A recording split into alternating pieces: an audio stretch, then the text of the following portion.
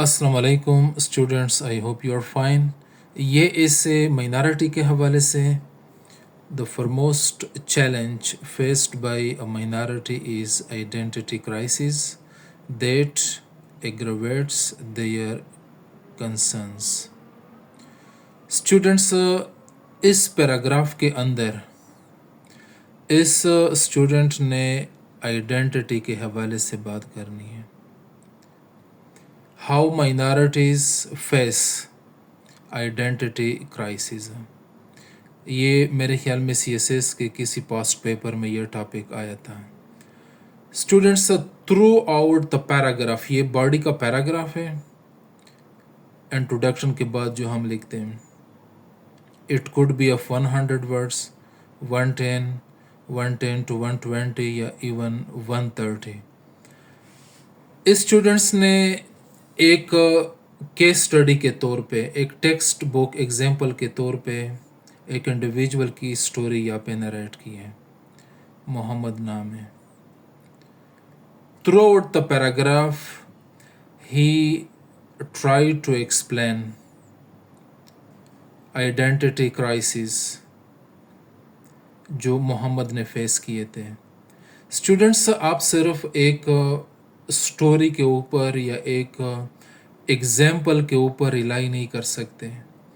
अगर पैराग्राफ के अंदर आप बात करते हैं कि आइडेंटिटी क्राइसिस ये माइनॉरिटी के लिए एक ग्रेव चैलेंज है, ये एक क्राइसिस है, तो आप आर्ग्यूमेंट्स के ज़रिए, एविडेंसेस के ज़रिए, फैक्चुअली डॉक्यूमेंटेड डिस्कोर्स के ज़रिए आप प्रो करेंगे।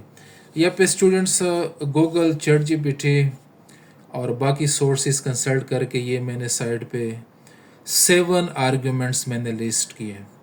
नंबर 1, ये क्राइसिस कौन से कॉन्सेप्ट के साथ रिलेट करते हैं? Identity crisis is a challenge faced bye minorities. Number 1 यहाँ पे आर्ग्यूमेंट है कल्चरल मार्जिनलाइजेशन। नंबर 2 है pressure of assimilation. Number 3, stereotyping and prejudice. Number 4, lack of representation. Number 5, language suppression. Number 6, religious or ethnic discrimination. Number 7, psychological conflict. अभी students body के paragraph में we are supposed to write 10, 11, 12, 13 और even 14 sentences हैं। और words limit जो है वो आपके 100 तक है, ठीक है। आइडियली 100 वर्ड्स अगर आप बॉडी पैराग्राफ में लिखते हैं तो ये कॉम्प्रिहेंसिव पैराग्राफ है, प्रोवाइडेड कि वो रेलेवेंट है, वो क्रिटिकल है, वो वेल सपोर्टेड है, एविडेंसेस है, और आपने अपने पॉइंट को क्लिनिकल होलिस्टिक तरीके से आपने एक्सप्लेन किया है। स्टूडेंट्स, यहाँ पे एक क्वेश्चन है कि हर पैराग्राफ के अंदर हम 7, 6, 8 आर्ग्यूमेंट्स एक्सप्लेन करेंगे। दिस इज़ नॉट पॉसिबल, क्योंकि ऐसे के अंदर अगर 3000 वर्ड्स का ऐसे है तो आइडियली हम 2200, 2300 तक अगर हम लिख ले तो ये एनफ है, और 3 घंटे के अंदर आप इतने लिख सकते हैं। 3000 भी लिख सकते हैं प्रोवाइडेड कि आपने प्रैक्टिस की है, एक रिगरस प्रैक्टिस आपने प्री एग्ज़ाम फेज में आपने इसको एक हैबिट के तौर पे किया था। तो स्टूडेंट्स, यहाँ पे ये देख लें, there are 7 arguments I have listed on the right side of the margin. Students, ज़रूरी नहीं कि हर पैराग्राफ में आप 6, 7, 8 आर्ग्यूमेंट्स एक्सप्लेन करें, ठीक है। पहले यहाँ पे ये अंडरस्टैंड करें कि हमारे पैराग्राफ में, हर पैराग्राफ के अंदर there should be a topic sentence. ये आपका एक सिंगल सेंटेंस होना चाहिए। It is followed by supporting sentences. Supporting sentences ये आपके 7 to 11 हो सकते हैं, ठीक है। फिर है आपका कंक्लूडिंग सेंटेंस,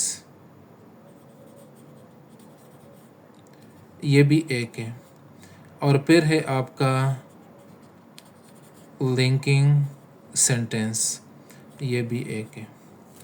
तो स्टूडेंट्स इस डिडक्टिव ऑर्डर को हम फॉलो करेंगे कोहेरेंट तरीके से, कोहेसिव तरीके से, ऑर्गेनाइजेशन को आप वायलेट नहीं करेंगे। फर्स्ट है हमारा topic sentence, supporting sentences, concluding sentence और फिर लिंकिंग सेंटेंस। स्टूडेंट्स ये पैराग्राफ का कंपोजिशन है या पैराग्राफ का ये स्ट्रक्चर है। अभी मैं फिर आर्ग्यूमेंट्स की तरफ आता हूँ। ये इसका जो स्टोरी है मोहम्मद के हवाले से, नादरा 1971 बांग्लादेश से आया था या इंडिया से आया था, व्हाटसो एवर। स्टूडेंट्स यहाँ पे हमारी कोशिश ये है कि ये स्टोरी भी ठीक है, ये पर्टिकुलर एक आयरन क्लेड क्लासिक केस भी आप लिख सकते हैं। आप आर्ग्यूमेंट्स के ज़रिए प्रो करेंगे, आर्ग्यूमेंट्स के अंदर आप केसेस डिस्कस करें, केस स्टडीज़ आप डिस्कस करें, आपके जो एविडेंसेस हैं।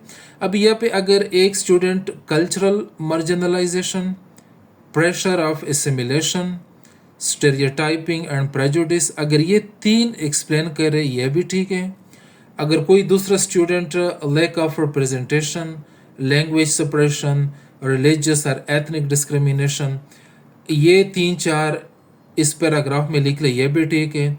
अगर कोई अनदर थर्ड स्टूडेंट एक ये आर्ग्यूमेंट लिख ले, फिर थर्ड की तरफ आ जाए, फिर फिफ्थ और फिर सेवन्थ की तरफ, ये भी ठीक है। हमने रेलेवेंट लिखना है, हमने ये देखना है कि ये आर्ग्यूमेंट हमारे टॉपिक सेंटेंस के साथ रिलेट करते हैं, ठीक है।